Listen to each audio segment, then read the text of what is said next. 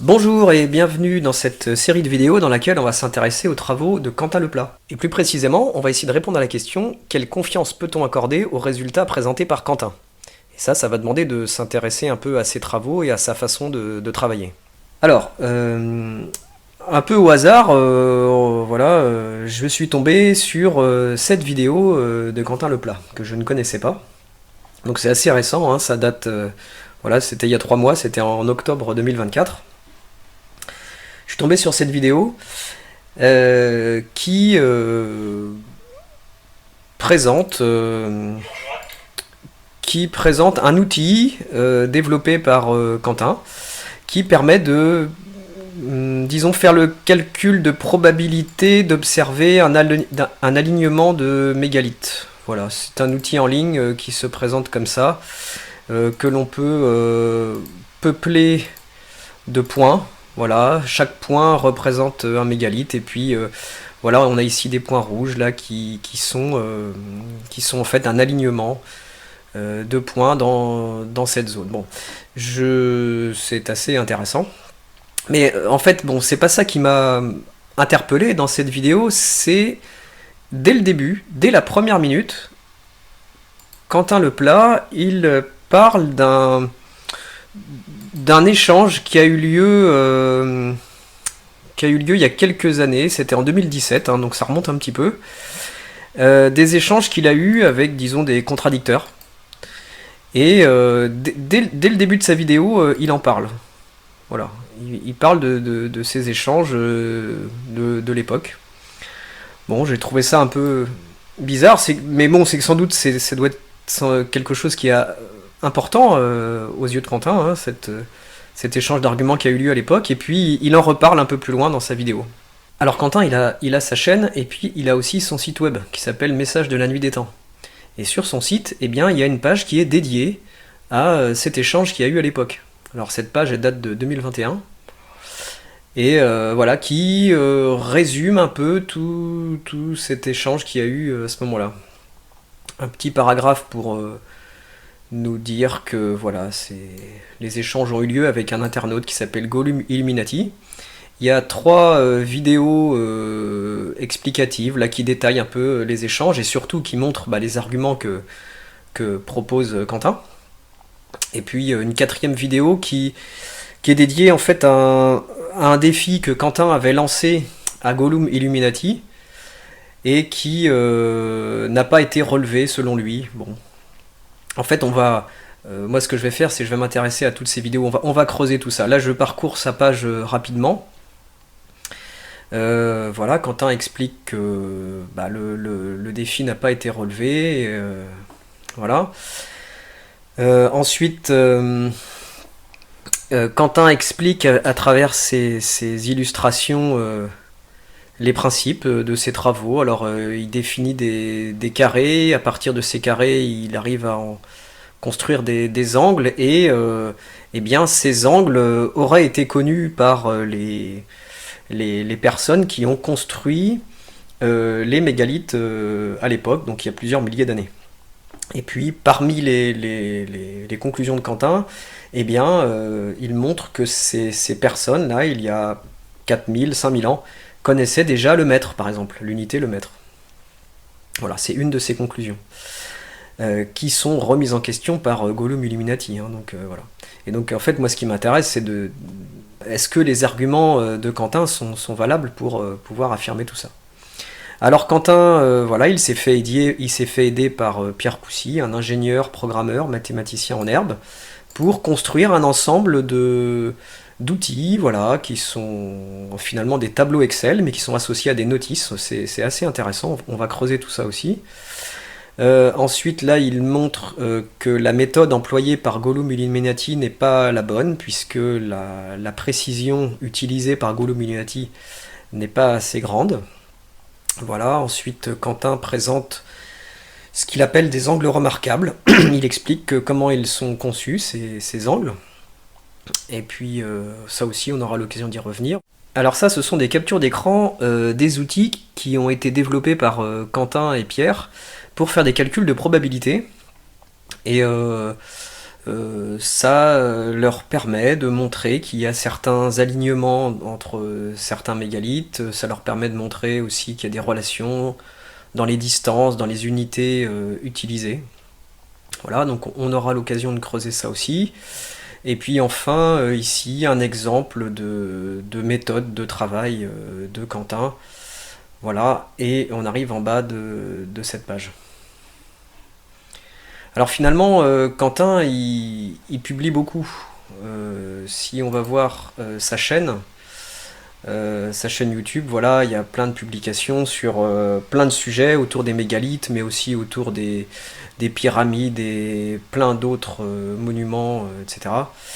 Moi, je peux pas tout traiter, je suis pas compétent déjà, j'ai pas forcément la volonté ni le temps de tout traiter. Donc, en fait, je vais me limiter à ce qui est présenté ici, mais ça va nous permettre d'avoir une bonne idée en fait de la façon dont Quentin il travaille et surtout de se faire un avis.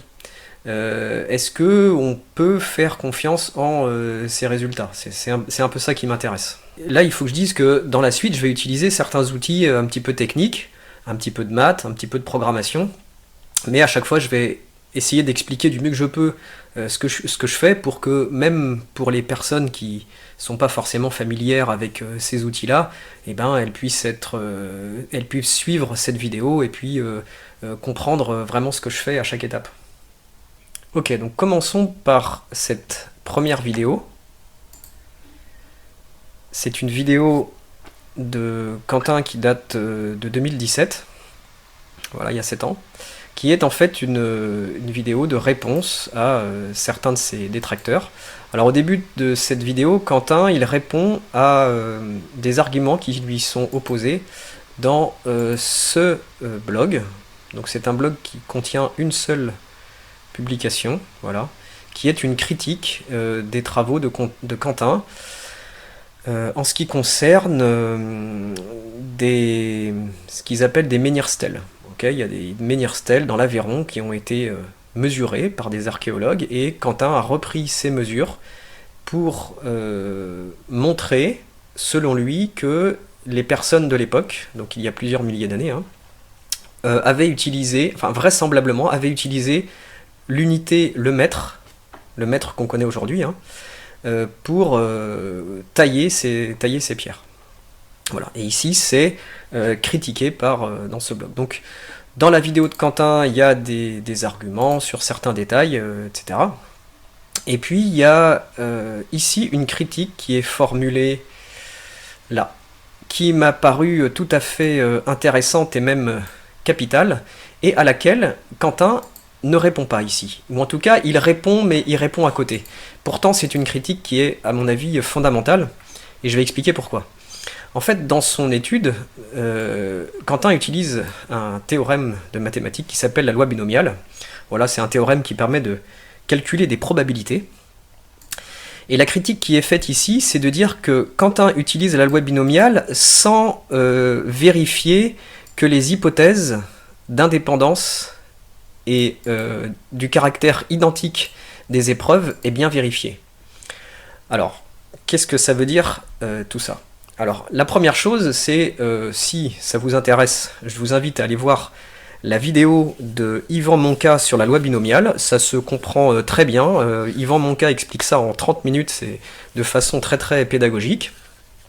Et puis si vous n'avez pas envie de vous plonger là-dedans, je vais essayer de vous expliquer le problème qui est posé là avec un exemple simple. Alors pour expliquer tout ça, ce que je vais faire, c'est que je vais mettre de côté la loi binomiale pour l'instant et je vais partir d'un exemple simple qu'on connaît tous, qu'on a peut-être un peu oublié, mais c'est pas grave, on l'a tous déjà rencontré, c'est le théorème de Pythagore. Le théorème de Pythagore, il me dit que dans un triangle rectangle, le carré de l'hypoténuse, c'est égal à la somme des carrés des deux autres côtés. Alors, dans un triangle rectangle, donc je vais dessiner un triangle rectangle, voilà. Voici un triangle rectangle. Et puis ça dit que... ah non, déjà il faut que je donne des noms à mes distances là. Donc ah oui, pardon, c'est un triangle rectangle, donc je vais mettre ce petit symbole pour dire que ici c'est un angle droit, c'est-à-dire un angle à 90 degrés. Et puis le côté qui est opposé à l'angle droit, ça s'appelle l'hypoténuse. Donc ce côté-là, sa longueur, je vais l'appeler H. Puis les deux autres côtés, ces longueurs, je vais les appeler A et B. Ok ? Donc le théorème de Pythagore, il me dit que dans un triangle rectangle, donc dans un triangle comme celui-ci, le carré de l'hypoténuse, ça veut dire h au carré, est égal à la somme, donc ici c'est une somme, à la somme des carrés des deux autres côtés. Donc le carré de A et le carré de B. Voilà, ça c'est le théorème de Pythagore qu'on a tous vu un jour au collège. Très bien. Alors si je suis un bon élève, eh ben, je suis très content parce que j'apprends cette petite formule et puis voilà, après je peux utiliser le théorème de Pythagore. Mais si je fais ça, eh ben, mon prof il est pas forcément très content puisque si je n'apprends que ça, ça suffit pas. La première chose qu'il faut apprendre en même temps que ça, c'est dans un triangle rectangle. En fait, cette formule-là, elle ne marche que dans un triangle rectangle. Si je fais un autre triangle, quelconque, qui n'est pas rectangle, voilà, c'est un triangle qui ne possède pas d'angle droit, ce côté-là, je vais l'appeler H, celui-ci, je vais l'appeler A et B, et bien, dans ce triangle qui n'est pas rectangle, et bien, cette formule-là, elle ne marche pas, elle est fausse. Si j'applique cette formule, et bien, ici, il n'y aura pas d'égalité, enfin, le théorème ne marche pas. Donc en fait, il y a quelque chose qui est absolument essentiel quand on veut utiliser un théorème de maths, c'est il y a des hypothèses à respecter, absolument. Les hypothèses, en fait, ça fixe un cadre dans lequel le théorème il est valide. Pour le théorème de Pythagore, le cadre c'est le triangle rectangle. Voilà. Dans un triangle rectangle, cette formule est valide. Dans un triangle qui n'est pas rectangle, cette formule, elle est fausse, elle ne marche pas. Voilà. Maintenant, si je reviens à ma loi binomiale, eh bien la loi binomiale, il y a deux conditions à respecter pour qu'elle soit vraie. Et la question qui est posée ici, là, c'est est-ce que les hypothèses nécessaires à la validité de la loi binomiale, est-ce que ces deux choses-là ont bien été vérifiées? Donc voilà pourquoi je dis c'est fondamental, parce que Quentin s'appuie sur la loi binomiale, mais a-t-il bien vérifié que les hypothèses de ce théorème sont valides? Voilà, et c'est ça la question qui est posée ici. Alors maintenant, si on va voir comment Quentin répond à cette question, ça se passe dans sa vidéo à 10 minutes et 10 secondes, là. Alors il dit que, en fait, il a posé la question à des ingénieurs, voilà, qui lui ont dit que c'était quelque chose qui, c'était un théorème qui était utilisé en métrologie. Bon, très bien, mais ça prouve rien. Nous, ce qu'on voudrait savoir, c'est est-ce que, dans le cadre de son étude, Quentin a bien vérifié les hypothèses, et ça, il n'y répond pas. Donc c'est pas parce que certaines personnes, des ingénieurs utilisent cette loi que on peut l'utiliser à tort et à travers. On attend autre chose, en fait, comme argument. Et puis le deuxième argument qui est du même ordre, hein, c'est qu'il nous montre ici une brochure, voilà, c'est une brochure d'une formation en métrologie dans laquelle eh bien, il est mentionné la loi binomiale. Oui, mais très bien, mais encore une fois, sans doute que les gens qui font de la métrologie, la loi binomiale, ils l'utilisent correctement. Mais Quentin l'a-t-il utilisé correctement en respectant les hypothèses? Eh bien, ça, il n'y répond pas. Voilà pourquoi je dis qu'il répond à côté pour une question qui est pourtant fondamentale. Parce que si les hypothèses n'ont pas été respectées, alors les résultats eh bien, sont nécessairement faux. D'ailleurs, a-t-il respecté les hypothèses? Sur son site, il y a une autre page qui détaille cette étude-là, sur les Menhir-Stell. Donc là, je suis sur le site de Quentin Leplat. Et puis, il a repris ces mesures-là, les distances, dans un bouquin d'archéologie. Il y a des personnes qui ont fait les mesures. Voilà. Et donc, la question est de savoir, c'est entre toutes ces mesures de hauteur ici et de largeur ici, est-ce que toutes ces distances, est-ce qu'elles sont indépendantes? Puisque c'est ça qu'il utilise en entrée de son algorithme, Quentin. Eh bien, en fait, la réponse est non. D'ailleurs, Quentin le montre lui-même. Avec ce graphique, ici, il y a la largeur des Menhir-Stell, et ici, il y a leur hauteur. Et on voit manifestement qu'il y a une relation entre les deux, une relation qu'on pourrait qualifier de linéaire à peu près. Voilà. En tout cas, il y a une relation de dépendance entre la largeur et la hauteur de ces Menhir-Stell. Si ce n'était pas le cas, on aurait ici un nuage de points sans pouvoir distinguer une quelconque relation entre les deux. Ici, il y a une relation de dépendance. Voilà. Et donc, l'indépendance n'a pas été respectée. Okay, Quentin, il a fait une répétition d'expériences dépendantes, et donc les résultats obtenus avec la loi binomiale sont forcément erronés. Voilà, nécessairement. Voilà, donc ça, dans sa vidéo, Quentin nous montre ici ces données d'entrée, qui sont toutes les longueurs et les largeurs des menhirs. Ok, 67, 68, 72, 75. Ça correspond bien à toutes ces distances-là, mais il a aussi inclus les largeurs, voilà. Mais voilà, il existe une relation de dépendance entre certaines de ces distances, et donc le résultat ici de la loi binomiale qui se trouve ici n'a aucune validité. On ne peut tirer aucune conclusion de ces résultats. Alors dans la suite, Quentin voilà, argumente sur d'autres points, d'autres critiques, voilà, mais il y a autre chose que je pense qui est fondamental aussi, un autre problème fondamental dans l'argumentaire de Quentin. Voilà, il est ici, parce que Quentin, il a développé aussi un outil pour vérifier le nombre d'angles remarquables qui existent dans un ensemble de mégalithes. Ce qu'on voit ici, c'est la notice qui explique comment l'outil fonctionne. Donc c'est un outil de la même manière que le précédent, qui fonctionne avec une macro Excel. Donc la démarche, elle est très bonne, c'est-à-dire qu'il produit un outil et il fournit une notice pour expliquer comment cet outil fonctionne. Donc ça, c'est très bien. Par contre, il y a un problème à un moment donné, c'est lorsqu'il dit, voilà, il définit ces angles remarquables. Alors, c'est intéressant, mais pourquoi ces angles-là sont-ils remarquables? L'argument de Quentin, ça revient dans pas mal de ses vidéos, c'est toujours le même, c'est de dire que ces angles, ils sont simples, parce que construits à partir de carrés. Alors, voilà, c'est ce qu'on a vu tout à l'heure.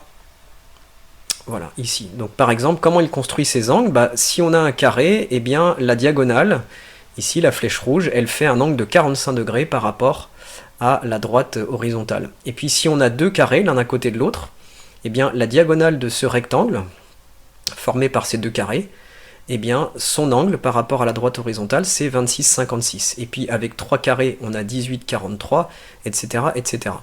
Donc voilà comment il construit ces angles.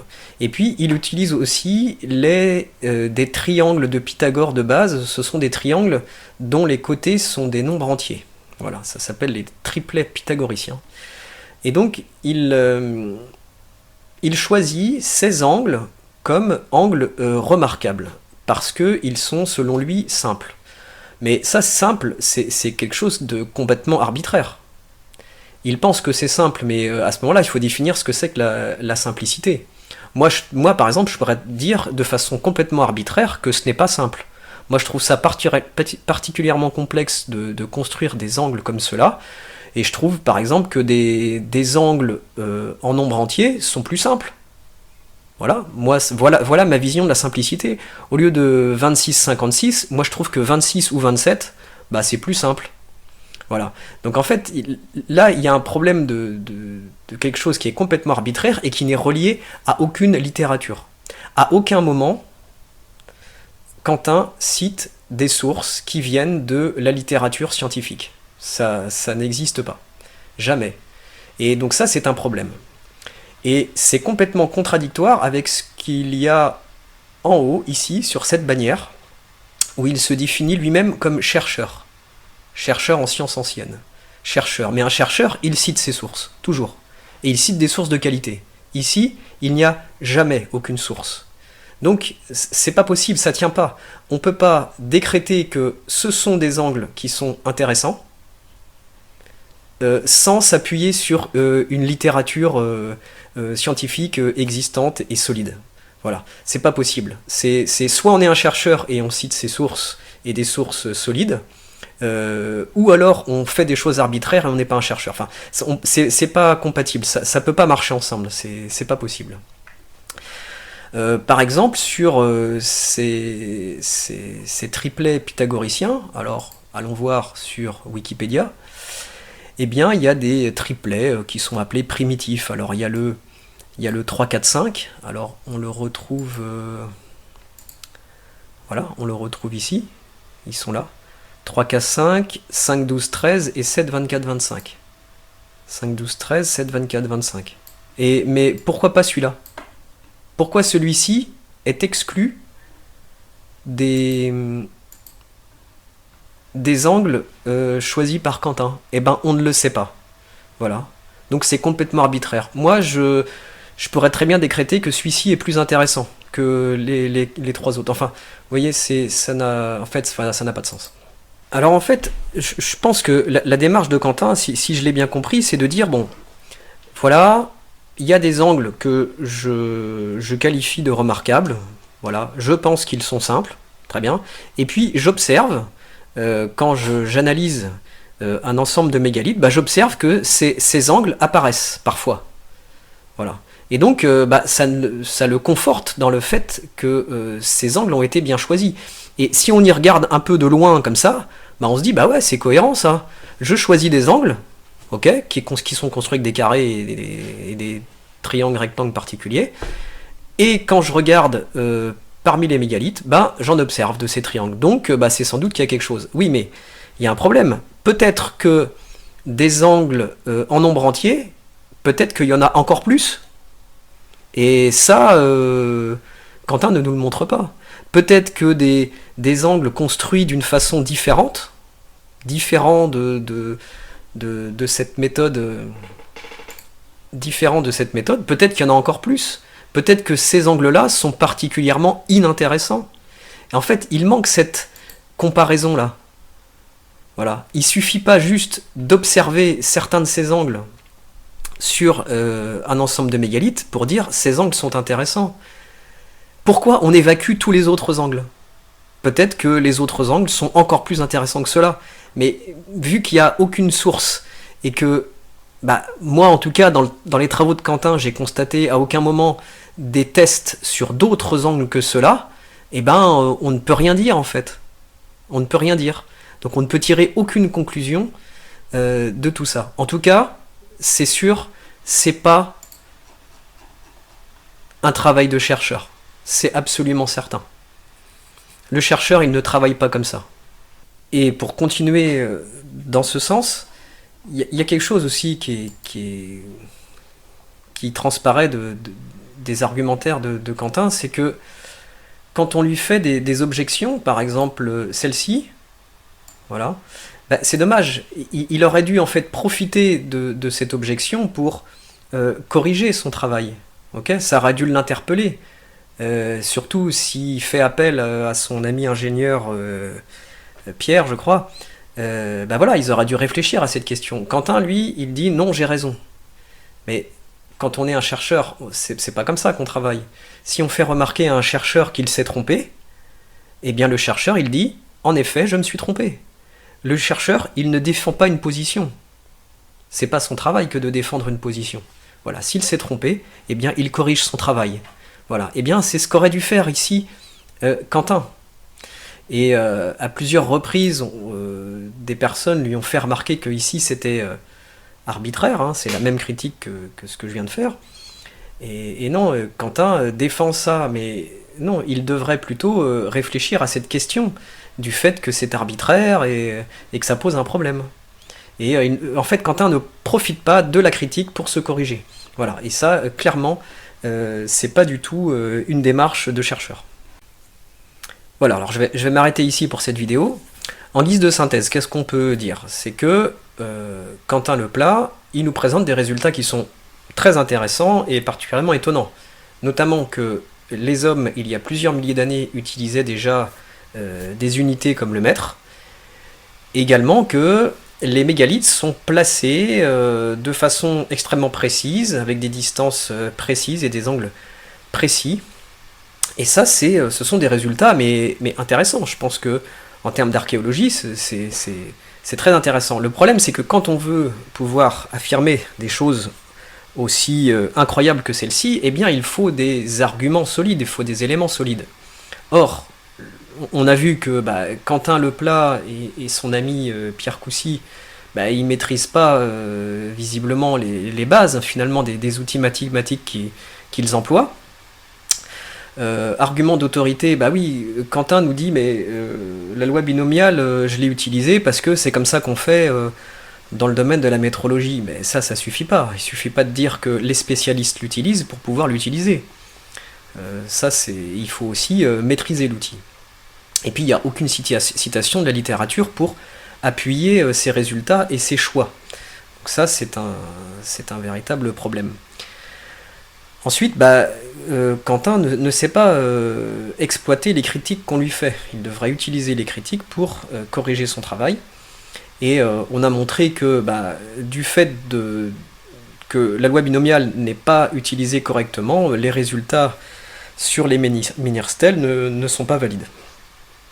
Voilà, donc je m'arrête ici, et puis je referai une vidéo un petit peu plus tard sur la suite. On va essayer de voir si dans d'autres vidéos, il y a toujours les mêmes problèmes, ou si Quentin est capable d'argumenter de façon un petit peu plus solide, à la façon d'un chercheur véritable, puisqu'il se définit comme tel.